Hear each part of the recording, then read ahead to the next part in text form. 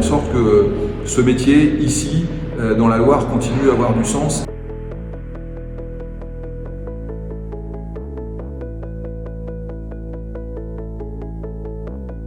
Moi je me réjouis de savoir que les prix des productions d'élevage sont plutôt en train de s'apprécier ces derniers mois, et c'était nécessaire, même si l'augmentation des charges tempère mon propos, mais voir aujourd'hui le prix du lait ou le prix de la viande au niveau auquel ils sont, c'est le minimum pour pouvoir se projeter.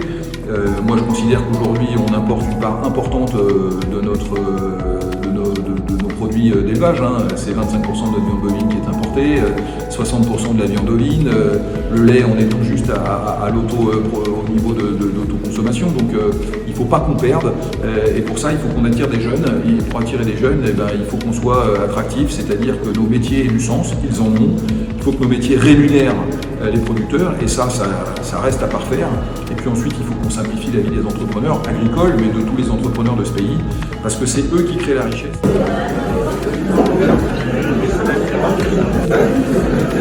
Effectivement, j'ai observé que les résultats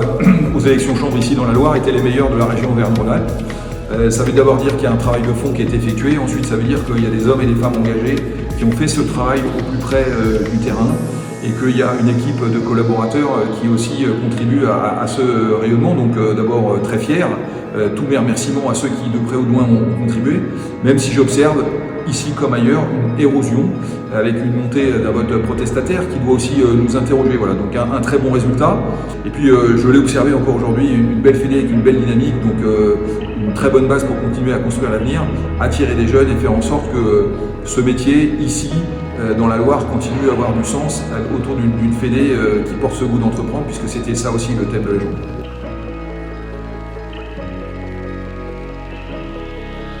D'abord, je dirais que quelle que soit la taille de nos fermes, on ne se suffit pas à soi-même, et qu'on a besoin d'organiser nos productions, nos filières, qu'on ne peut pas tout faire tout seul et qu'on va plus loin, plus vite, ensemble, avec le collectif. Le collectif, c'est le cœur du réacteur de la FNSEA depuis qu'elle a été fondée après la guerre. Et faire en sorte que ce collectif porte l'ambition de toutes les productions et de tous les territoires, ça a du sens, parce que, y compris ici dans la Loire, tous les territoires ne se ressemblent pas, qu'il y a certes beaucoup d'éleveurs, mais il y a aussi des arboriculteurs qui ont des thématiques bien particulières, et chacun a sa place.